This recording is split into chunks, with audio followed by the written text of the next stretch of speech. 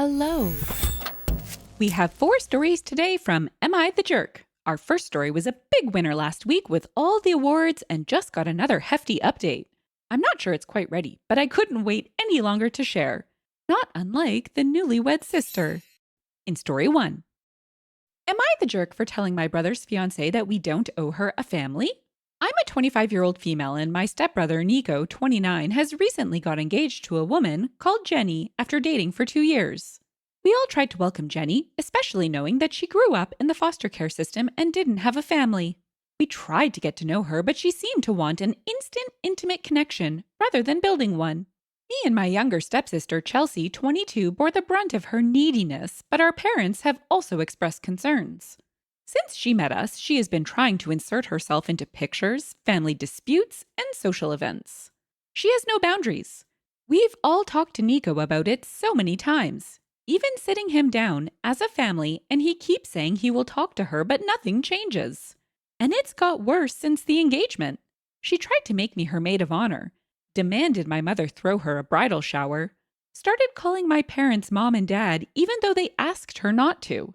She reached out to distant family members that we don't even talk to tell them about the engagement.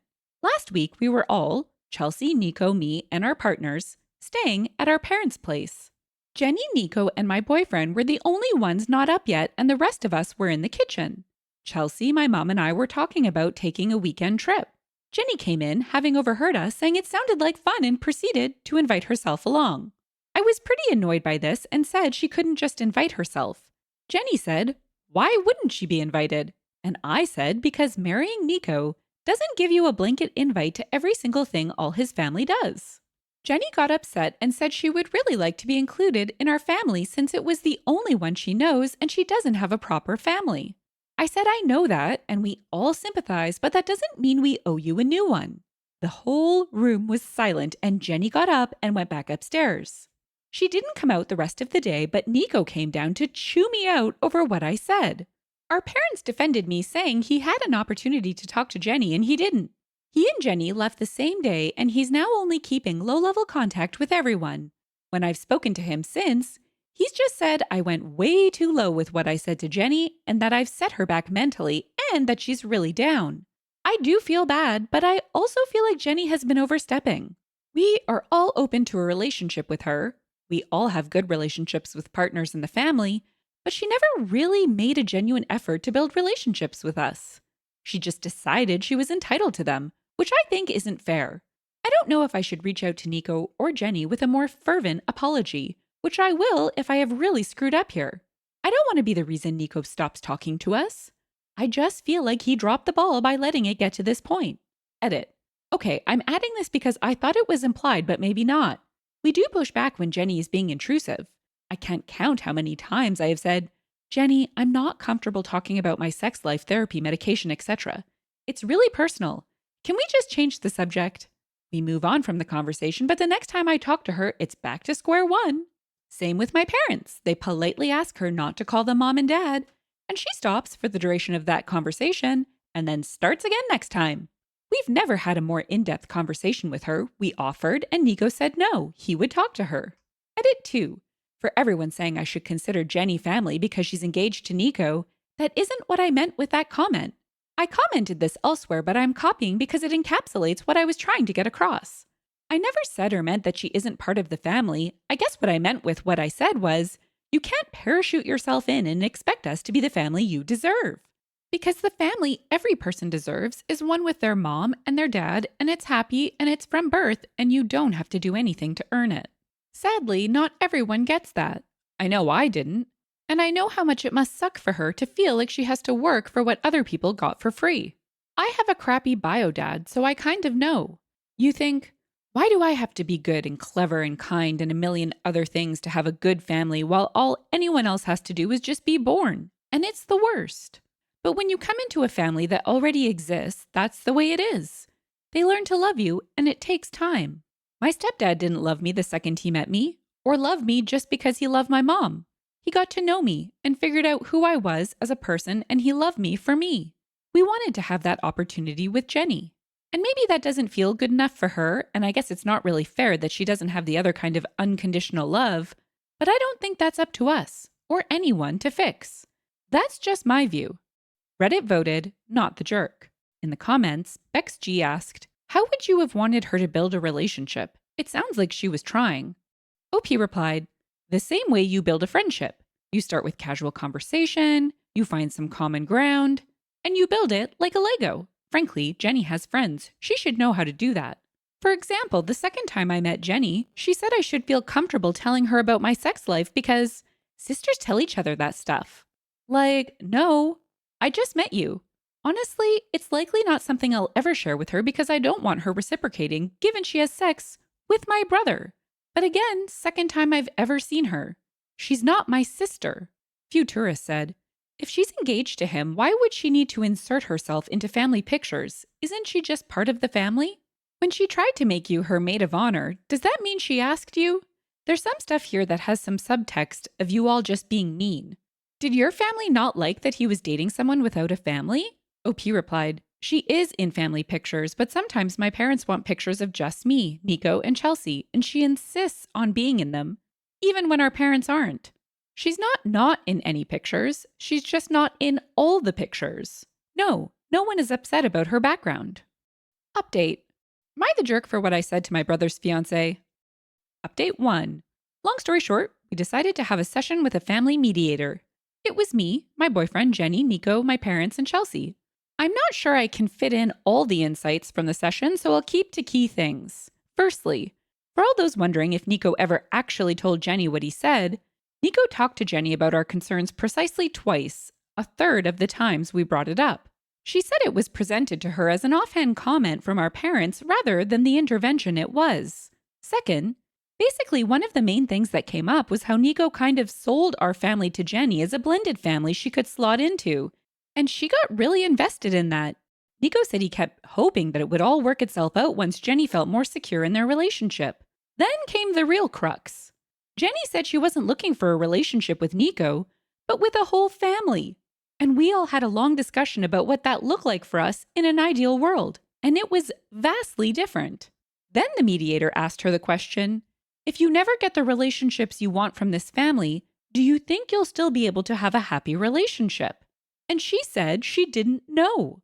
This kind of triggered Nico, who said he felt like Jenny was making him feel like he wasn't enough on his own, that she wanted a family from him more than a relationship with him. Then Jenny got upset and said, why couldn't we all just try to be the family she needed? At which point my boyfriend had an uncharacteristic moment of insanity and went off on her. Then he and I left the room. I was right in the middle of lecturing him when everyone else came out except Nico and Jenny and said that they need the rest of the session to discuss what had been said. Nico came back to our parents' place later and said he and Jenny are taking a beat because she's ruminating on what the mediator said.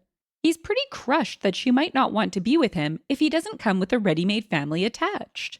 He said he was prepared to pretty much give up a family for her, but she won't even give up the idea of one for him. He's now staying with my boyfriend and me until further notice. We haven't had any further conversations with him and Jenny. He's not in the headspace for it. If they stay together, I foresee a lot more mediation. At the end of the day, everyone on the thread was right in some way. I was a jerk for saying what I said in the way I said it, and this conversation between all of us should have happened earlier. In the comments, PM Me Your Suburbs asked, I'm confused as to why your boyfriend was invited to the family mediator when the issue was Jenny being too involved in family matters as someone not involved in the family. And hugely inappropriate for him to lose his mind during mediation. What did he say? You really breezed over that aspect, which I think is important. I'm not saying anyone owes Jenny a family, and she obviously has boundary issues, but it does kind of seem like one rule for her and another for everyone else. OP replied, he was invited because Jenny asked for him and Chelsea's boyfriend Ollie to be there. Ollie couldn't make it. He basically said that Jenny has been very quick to tell everyone what she needs from them without stopping to think that she might also have to give something back. That people don't exist to be what or who she needs them to be at any given time. He didn't yell or anything, but really, I'd have preferred if he'd not said anything at all, even though he wasn't technically wrong, in my opinion. I think everyone has a flavor of jerk in this story. OP launched in with the assumption that Jenny had been informed of how everyone felt. And we all know what it is to assume. It makes a jerk out of you and me. Okay, the bots made me butcher that one. Anywho, OP should have taken a softer approach to validating whether Jenny was even aware of the issues. But the whole family thing and Jenny's lack of boundaries? There's so many red flags you'd think we were watching a matador at a bullfight. She's crazy and might even break this family if she stays in the mix. Time to move on. Our second story follows a younger sister used to always following in her big sister's footsteps. She decides to continue the tradition with men as things get spicy in Story 2. Am I the jerk for telling my sister that she knew what she was getting when she settled for my cast-off ex? If you had told me years ago that I would be in this situation, I would have laughed, but here we go. My boyfriend suggested that I get an outside perspective here. I, 26-year-old female, was dating James, male, 26, for most of college, and we had plans to get engaged after graduation. 2 months before graduation, I caught him planning to cheat. Nothing physical seemed to have happened yet, but he and another girl were making plans for a weekend that he told me he was going for a quick visit home. Cheating is an instant deal-breaker to me, so it was over. Instead of having a fight, I didn't say anything, just waited till after he left for home. I texted him proof that I had caught him and, quote, "Good thing you're single now. Have fun." Then blocked him on everything and went for a girls' weekend with friends. James lost his mind and spent a month trying to get in contact with me or guilt friends into helping him. The few messages that got through, I trashed without even reading them. After a while, I thought he had finally given up. About a year later, my sister, 24-year-old female, announces she wants to bring her boyfriend home to meet the family. We didn't realize she had a boyfriend, but my parents had a barbecue and told her to bring him. It was James. My parents were stunned but tried to pull it together. I just left. My sister called and tried to explain later that they had met at a party on campus and it was no big deal since I broke up with him. Ha! I told her I thought she could do better, but she could make her own mistakes. I just wouldn't be spending time around them. She got mad about it because our parents took my side. I don't get along with my sister at the best of times, so avoiding them wasn't hard except at holidays. My parents caved and let him come to Thanksgiving and Christmas since they seemed serious. James seemed way too invested in getting back on my good side when he was around, and it apparently made my sister jealous because she started acting brattier than normal. This last weekend was a milestone birthday for my mom, and I thought it would be a good chance to introduce them to my boyfriend Todd, 29-year-old male. Mom gave it the okay, and Todd actually made a great impression on the family. James was there with my sister, and he was pissed and left early. My sister called me later and yelled at me for upsetting James and trying to make him jealous to get his attention. I told her that she knew she was getting a cheat when she decided to date my sloppy seconds, and he was no longer my problem. Since then, she's blown up social media venting about it and is refusing to see my parents for the holidays if Todd and I are there. My parents think she's over the top and acting out, but she's on their case so much they want me to try and smooth it over and apologize for calling him sloppy seconds. I think it was an apt description. Edit. After reading the replies and talking with Todd, I'm going to have a conversation with my parents this weekend and set some boundaries. I've reached the end of my patience with my sister, so I'm going no contact with her.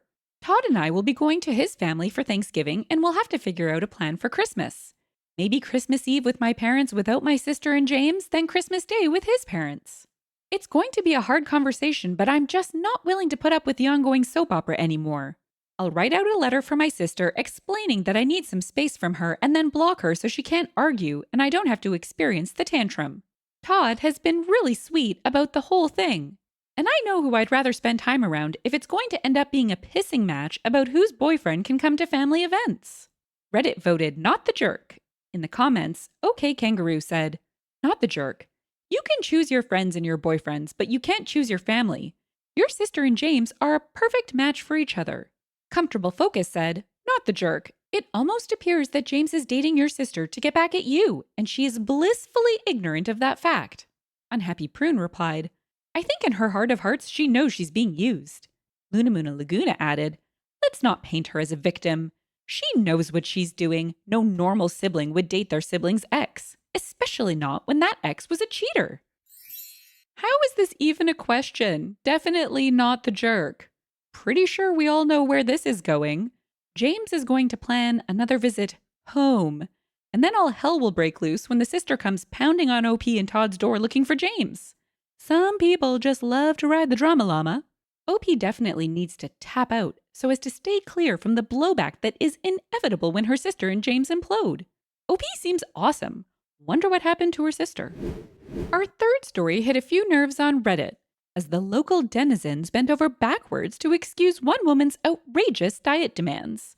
Demands that had her husband going undercover at their local fast food drive-thrus. In story 3, am I the jerk for pre-gaming my wife's dinners? My wife and I are both 32. Since we got married and moved in together 5 months ago, my wife has simply not made nearly enough food for me. This is not a kind of situation where I'm constantly agitated at her for incompetence or anything like that. I would be more than happy to microwave a burrito. I would be more than happy to whip up a peanut butter and jelly sandwich. But I can't. My wife has, every single night of our marriage, done the same thing. She'll make me a tiny dinner. I'm talking like a Chinese chicken salad with 30 grams of chicken and 10 leaves of lettuce arranged fashionably with dressing. When I finish eating, I'm still hungry because for a 230-pound man who works a physical labor job, it's not enough food. At first, I tried to openly communicate with her, but she always took it horribly.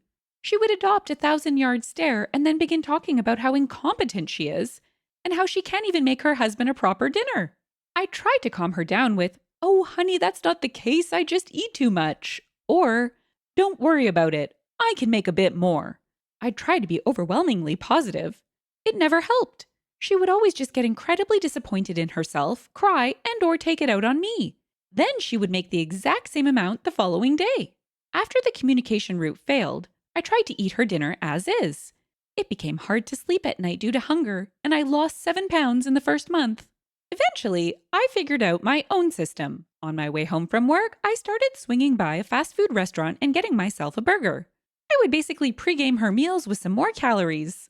I figured it was win-win, as what she doesn't know can't hurt her, and I could have my fill of food.